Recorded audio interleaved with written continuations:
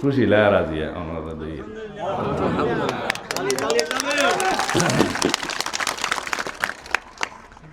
বাংলাদেশের গণমানুষের দল বাংলাদেশ জাতীয়তাবাদী দল এদেশের পক্ষের শক্তি, মুক্তিযুদ্ধের পক্ষের শক্তি, স্বাধীনতার পক্ষের শক্তি বাংলাদেশ জাতীয়তাবাদী দল।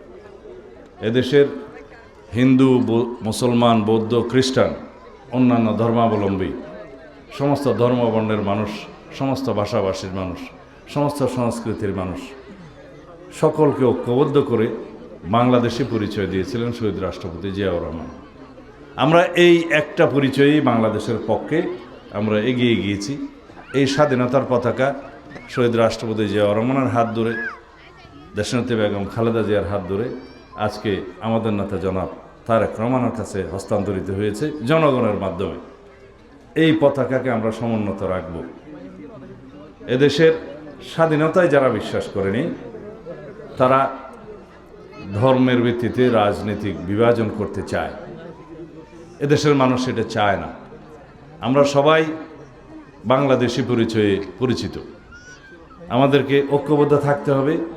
এই দেশের স্বাধীনতা সার্বভৌমত্বকে সুরক্ষিত রাখতে হবে। এদেশে গণতন্ত্র বিলুপ্ত হয়ে গিয়েছিল। সেই গণতন্ত্রকে বারে বারে বিএনপির নেতৃত্বে, দেশনেত্রী বেগম খালেদা জিয়ার নেতৃত্বে একবার সামরিক স্বৈরাচার মুক্ত হয়েছে আমরা, এবং তারই নেতৃত্বে পরবর্তীতে আমাদের নেতা জনাব তারেক রহমানের পরিচালনায় ফ্যাসিবাদ বিরোধী গণতান্ত্রিক আন্দোলনে আমরা বিজয়ী হয়েছি।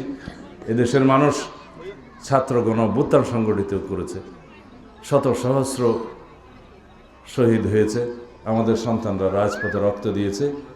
তাদের আকাঙ্ক্ষা এদেশে একটি শক্তিশালী গণতান্ত্রিক ব্যবস্থা প্রতিষ্ঠিত হবে, বৈষম্যহীন গণতান্ত্রিক সমাজ ব্যবস্থা প্রতিষ্ঠিত হবে, রাষ্ট্র ব্যবস্থা প্রতিষ্ঠিত হবে, এবং একটি শক্তিশালী গণতান্ত্রিক সরকার এদেশে প্রতিষ্ঠিত হবে, যার মালিক হবে এদেশের সকল জনগণ। আমরা এই দেশের মালিক, সকল জনগণ এই দেশের মালিক। সুতরাং এই রাষ্ট্রের মালিকানা নিশ্চিত করার জন্য আগামী 12ই ফেব্রুয়ারি এদেশের উন্নয়নের জন্য, সমৃদ্ধির জন্য, গণতান্ত্রিক রাষ্ট্র ব্যবস্থা প্রতিষ্ঠা করার জন্য, সর্বোপরি সুশাসন প্রতিষ্ঠার জন্য আগামীতে আমরা সকলেই ধানের শীষের প্রার্থীকে ভোট দেব ইনশাআল্লাহ। সারা বাংলাদেশে ধানের শীষের প্রতীকে এখন গণজোয়ার সৃষ্টি হয়েছে। আমাদের নেতা জনাব তারেক রহমান যেখানেই যাচ্ছেন, ভোর রাত্র পর্যন্ত জনগণ অপেক্ষা করে, লক্ষ লক্ষ মানুষ অপেক্ষা করে তাকে দেখার জন্য, তার দুটো কথা শোনার জন্য। তারা আস্থা রেখেছে, তারা ভরসা রাখতে চায় তাদের নেতার উপরে। তিনি কথা দিয়েছেন, আই হ্যাভ এ প্ল্যান, আমাদের একটা পরিকল্পনা আছে এই দেশের মানুষের জন্য, এই দেশের জন্য। সেই পরিকল্পনা অনুসারে আপনারা জানেন আমরা বিভিন্ন কর্মসূচি হাতে নিয়েছি। সেই কর্মসূচির একটা আমার মা বোনদের উদ্দেশ্যে বলতে চাই, তার মধ্যে হচ্ছে ফ্যামিলি কার্ড। এই ফ্যামিলি কার্ডটা কি? কার্ডগুলো নিয়ে আসতে। এই ফ্যামিলি কার্ডটা কি? যার হাতে এই ফ্যামিলি কার্ড থাকবে তিনি হবেন পরিবারের প্রধান মহিলা কর্ত্রী।